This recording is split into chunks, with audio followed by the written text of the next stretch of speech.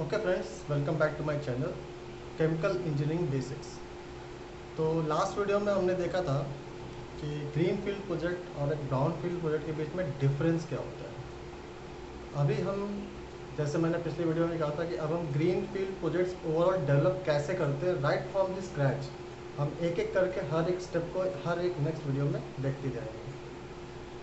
आगे बढ़ने से पहले बस आप लोगों से गुजारिश है कि अगर अभी तक आप लोगों ने मेरा चैनल सब्सक्राइब नहीं किया है तो प्लीज़ सब्सक्राइब कर लीजिए, क्योंकि केमिकल इंजीनियरिंग से रिलेटेड आपको रेगुलर वीडियोस मिलते रहेंगे। और साथ ही साथ हर एक इक्विपमेंट, हर एक प्रोसेसेस का मैं कोशिश करूँगा, मेरा जितना भी एक्सपीरियंस रहा है केमिकल इंजीनियरिंग इंडस्ट्री का, मैं आपको वो एक्सपीरियंस, अपना एक्सपीरियंस आप तक पहुँचाऊँ। आज हम स्टार्ट करेंगे वापस ग्रीन फील्ड प्रोजेक्ट को स्टार्ट करते हैं स्क्रैच से। तो सबसे पहले जब भी कोई प्रोजेक्ट डेवलप होता है तो सबसे पहले उसकी फिजिबिलिटी स्टडी होती है कि जो हम प्रोजेक्ट करने जा रहे हैं कि क्या वो फिजिबल है कि नहीं। जहाँ हम करने जा रहे हैं उसका एनवायरनमेंट को लेकर के, उसके रॉ मटेरियल्स को लेकर के, उसके डॉक्यूमेंट्स को लेकर के, हर एक चीज़, यहाँ तक कि उसके कस्टमर्स कहाँ पे हैं।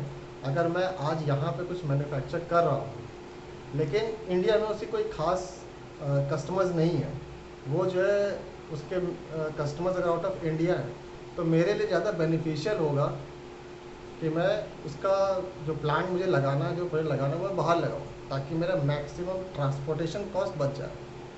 या दूसरी तरीके से ये भी कह सकते हैं, इसमें हम एक चीज़ और स्टडी भी कर सकते हैं कि रॉ मटेरियल्स कहाँ अवेलेबल है। रॉ मटेरियल्स अगर जहाँ मैं प्लांट लगा रहा हूँ वहाँ पे रॉ मटेरियल्स अवेलेबल है तो मुझे ओवरऑल प्रोडक्शन कॉस्टिंग मेरी कम हो जाएगी। उस तरीके से हमको प्लांट कहाँ लगाना है उसकी टोटल स्टडी होती है, फिजिबिलिटी स्टडी। इसमें हर एक चीज़ आता है, टोपोग्राफी से लेकर के किस जगह पे लगा रहे हैं, उसके मार्केट की स्टडी, उसके आसपास की। सो ओवरऑल वहाँ से स्टार्ट करते हैं। सबसे पहले जब भी कोई प्लांट या कुछ भी इंडस्ट्री खड़ी करते हैं तो उसके लिए कुछ इंपॉर्टेंट डॉक्यूमेंट्स चाहिए होते हैं।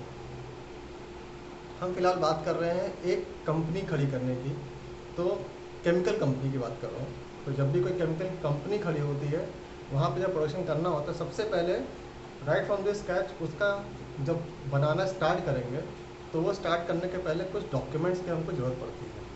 तो उन डॉक्यूमेंट्स के बारे में जान लेते हैं। सबसे पहला डॉक्यूमेंट जो हमको ज़रूरत पड़ती है वो सबसे पहला होता है एक प्लॉट प्लान।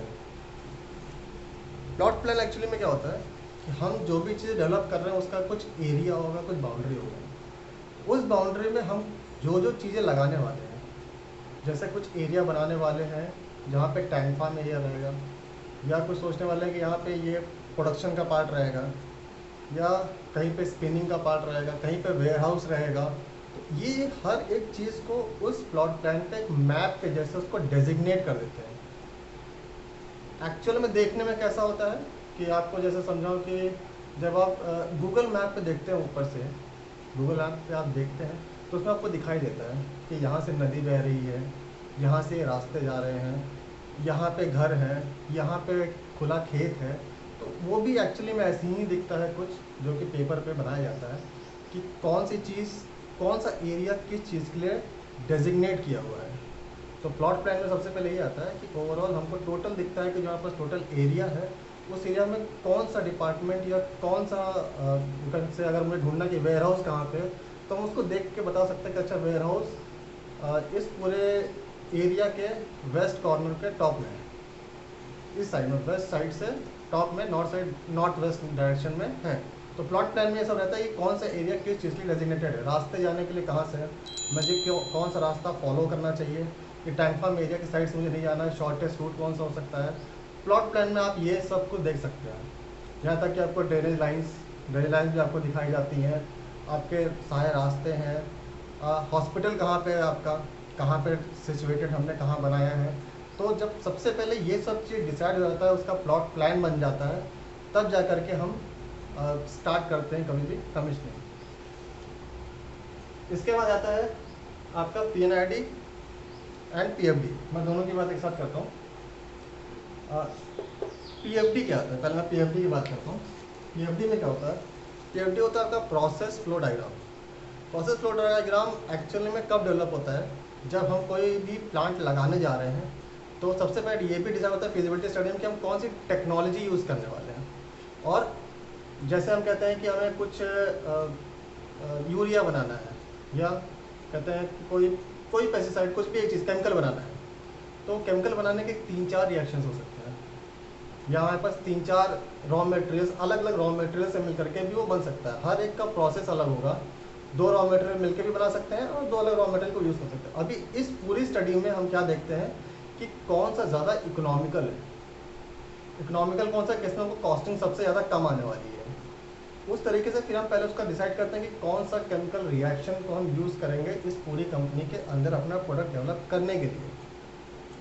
तो जब हम पहले वो टेक्नोलॉजी और किस रॉ मटेरियल या कौन सा रिएक्शंस यूज़ करेंगे इस कंपनी के अंदर, तो जब वो डिज़ाइन हो जाता है, वो एक्चुअल में डिसाइड हो जाता है, तब हम उसका पीएफडी ड्रॉ करते हैं कि पीएफडी में पता रहता है कौन सी चीज़ कहाँ से फ्लो कर रही है, प्रोसेस हमारा कैसे कहाँ से कहाँ फ्लो करेगा, रॉ मटेरियल कहाँ जा रहा है, और ये रॉ मटेरियल जा कर के कहाँ पे उसको जा कर के आगे आकर के यहाँ पे क्या मिलने वाला है, और यहाँ पे रिएक्टर होगा, इसके अंदर रिएक्शन होगा, इसका जो है आउटपुट जो है मेरा जो है कहाँ जाएगा, इसको फर्दर प्रोसेसिंग की ज़रूरत है कि नहीं, तो उसके लिए उसका पीएफडी बनता है।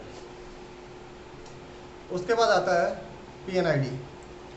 पीएनआईडी मतलब होता है आपका,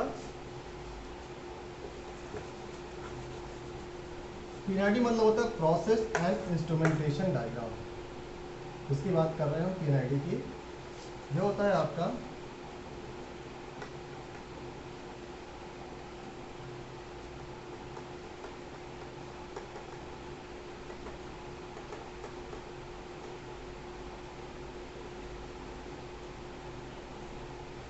प्रोसेस एंड इंस्ट्रूमेंटेशन डायग्राम। जैसा कि इसका फुल फॉर्म बताता है कि ये प्रोसेस आपको बताता है।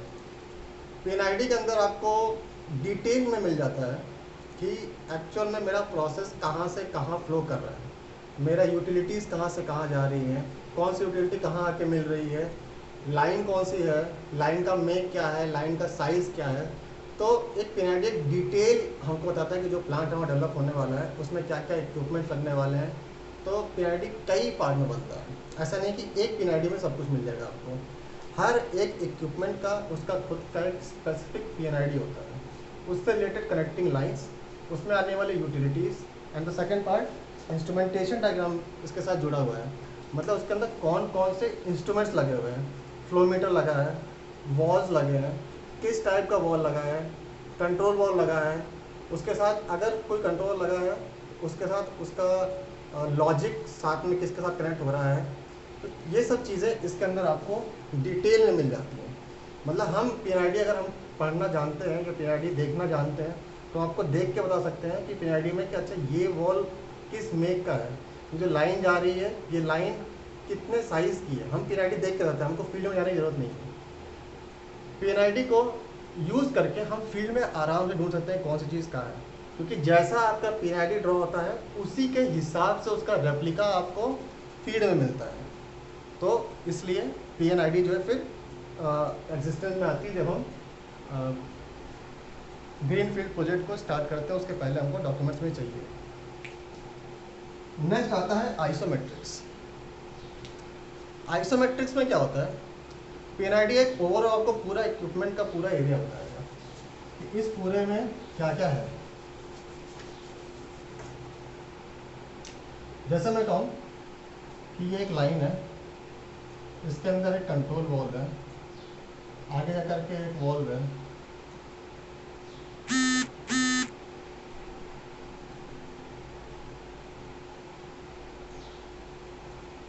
इसका एक बाईपास है,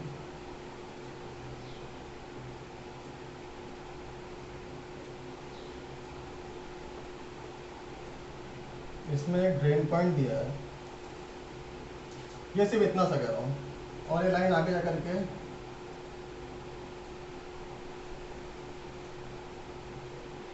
किसी रिएक्टर में कनेक्ट हो रही है। रिएक्टर का अपना इसके अंदर इंस्ट्रूमेंट्स लगे होंगे, एलआई लगा होगा लेवल के लिए, एलआई 1 2 3 किसी भी टाइप का ट्रांसमीटर टाइप है तो 2 2 3 3 रखते हैं, क्योंकि उनके लॉजिक्स के लिए कि 2/3 या 2/2 जैसा भी लॉजिक वो डिपेंड करता है। तो इसके लेवल के लिए रहेगा, इसका लेवल नापने के लिए लगाता है, इसके अंदर एलआई लगी रहेगी, ये आपको दिखेगा।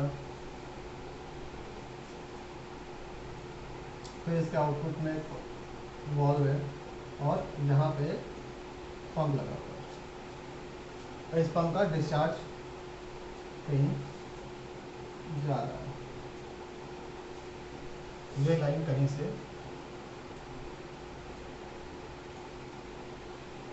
आ रही है। तो मैं अगर पीआईडी में सिर्फ एक लाइन पकड़ के चलता हूँ तो आपको पीआईडी में ऐसा कुछ दिखेगा कि इसका कुछ लाइन नंबर होगा। ये लाइन नंबर आपका तब तक चेंज नहीं होगा जब तक कि इसकी स्पेसिफिकेशन चेंज नहीं हो जाती है।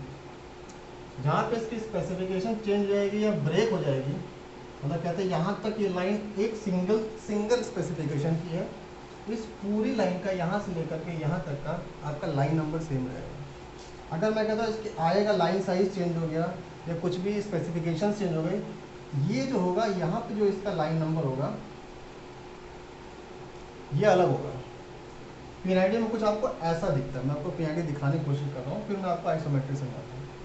ये लाइन जहाँ से आ रही होगी, जिस पीएनआईडी नंबर से आ रही होगी, मतलब ये लाइन जहाँ से ओरिजिनेट हो रही है, मतलब किसी लाइन के यहाँ पे एंड हो रही होगी,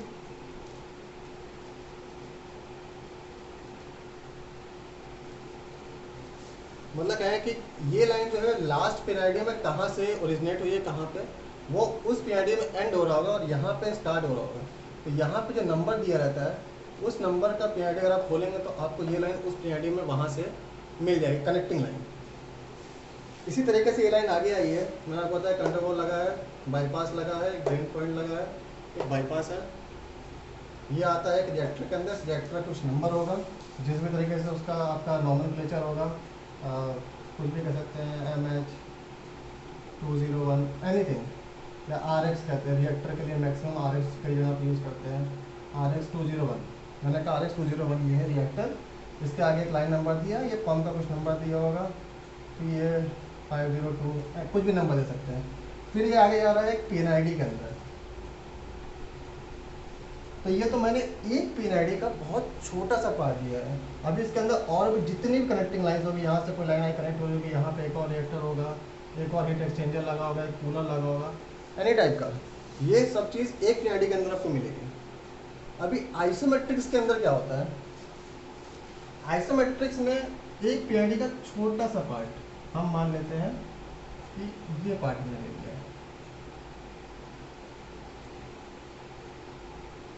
जिसको हम लूप कहते हैं। हमने इस पूरे पीएनआईडी का एक छोटा सा लूप लिया है। ये देखने में तो बहुत छोटा दिख रहा है, लेकिन जब हम प्लांट के अंदर जाते हैं एक्चुअल में लाइन देखने के लिए, तो हो सकता है ये 2 किलोमीटर की लाइन हो। इतनी सी लाइन आपकी 2 किलोमीटर की होगी विद नंबर ऑफ बेंड्स। ये आपको बेंड्स नहीं दिखा रहा है, कहाँ बेंड हो रहा है, कहाँ पे क्या है, स्लोप नहीं दिखा रहा है, किस डायरेक्शन में लाइन जा रही, कुछ नहीं दिखा रहा। आइसोमेट्रिक जब आप करते हैं, आइसोमेट्रिक जब आप इस लूप की लेंगे, इसका कुछ लूप नंबर होगा, एक लूप नंबर होगा। इस पूरे लूप नंबर की एक फाइल बनती है। वो जो फाइल बनती है उसको पूरा लूप फाइल कहते हैं। अभी क्या होगा, इस पूरे लूप को हम नंबर ऑफ लूप फाइल्स के अंदर अलग अलग आइसोमेट्रिक आइसोस के अंदर डिवाइड करते जाते हैं। तो हो सकता है इतने के लिए आपको 5 से 6 आइसोस की जरूरत पड़े।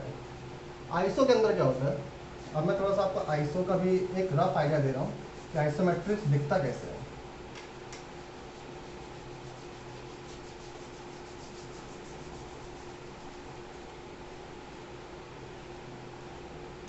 मान लेते हैं ये एक लाइन है, तो मैं लास्ट बनाया था, मैं इसको बस इतना सा छोटा सा बना दे रहा हूँ, इतना सा ही पार्ट दे रहा हूँ।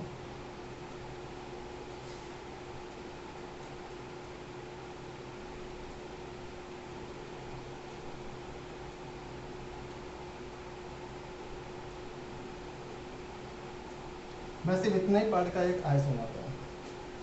ये जो लाइन यहाँ से दिख रही है आते हुए, जो लाइन आपकी इसमें डायरेक्शंस रहता है,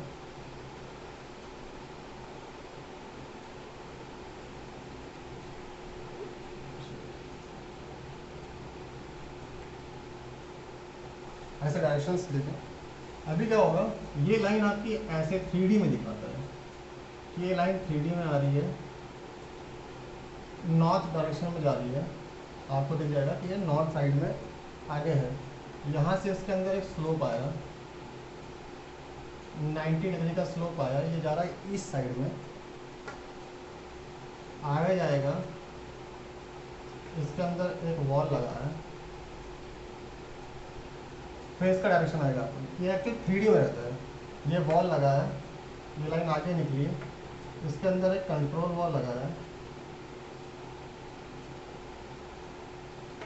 कंट्रोल वॉल के बाद आगे फिर से लाइन गई है और ये यहाँ से मुड़ गई है डायरेक्शन में, तो मैं मुड़ दे रहा हूँ, डायरेक्शन में मुड़ गई है कि साउथ ईस्ट डायरेक्शन में मुड़ गई है। इसका एंगल 60 डिग्री है। यहाँ पे एक वॉल लगा है, इस पूरे के लिए एक बाईपास लाइन निकली है,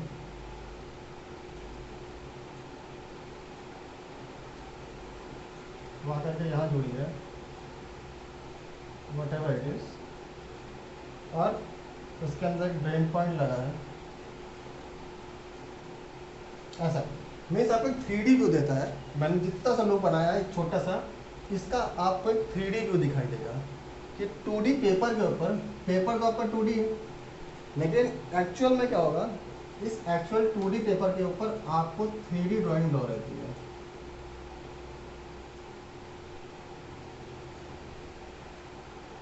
एक आईएसओ देख करके आप बता सकते हैं सिर्फ बैठे बैठे कि मैंने जिस लुक की बात की है वो लुक में वो लाइन जो है कितने मीटर की, ऐसे लिखा रहेगा ये 2 मीटर का डिस्टेंस है, ऐसा 2 मीटर के बाद वो 90 डिग्री पे डाउनवर्ड्स टर्न होगी बॉटम की साइड, फिर वो ईस्ट की तरफ जा रही है, ईस्ट नोज के पास एक वॉल लगा हुआ है, फिर एक कंट्रोल वॉल लगेगा, उसके बाद एक ड्रेन पॉइंट लगा है, और फिर ये लाइन 60 डिग्री पे बेंट हो जा रही है, वापस उसके अंदर एक वॉल लगा और ये लाइन फिर नॉर्थ साइड में चली गई।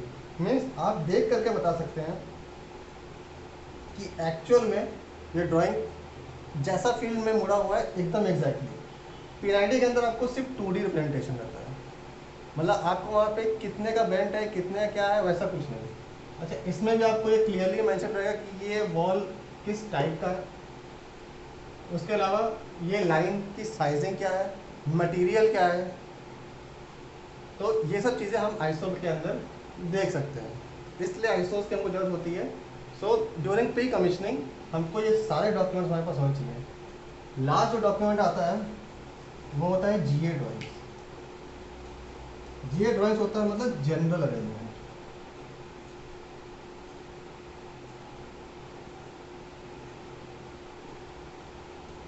जनरल अरेंजमेंट ड्राइंग के अंदर क्या होता है कि जैसे मुझे कोई हीट एक्सचेंजर है, एक हीट एक्सचेंजर मेरे पास, वो मुझे कहीं पे इंस्टॉल करना है, तो उसकी जीए ड्राइंग्स आती हैं कि अगर वो इंस्टॉल होगा तो वो किस डायरेक्शन में इंस्टॉल होने वाला है, उसका आउटलेट किस डायरेक्शन में जाएगा, उसका इनलेट किस डायरेक्शन से रहेगा, बाकी लाइनों के कनेक्शन उसके अंदर कैसे होंगे, तो वो उसका आपको पूरा जनरल अरेंजमेंट की कौन सी चीज़ कहाँ पे अरेंज है वो आपको जनरल अरेंजमेंट के अंदर मिलती है। जीए ड्राइंग्स इसलिए होती हैं, कोई भी इक्विपमेंट लगाने वाला है या तो उसका अरेंजमेंट कैसा होने वाला है, तो जनरल अरेंजमेंट्स वहाँ पे यूज़ होती हैं।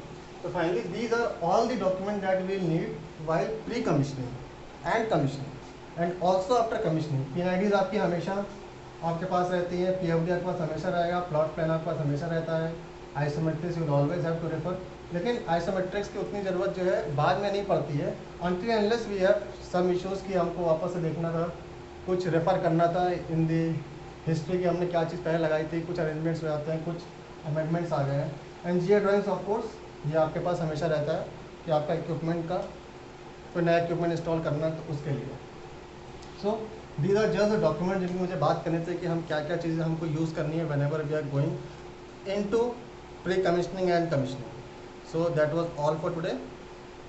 Thank you friends for watching this, and please if you liked my video please subscribe me for more updates related to chemical engineering basics. Thank you.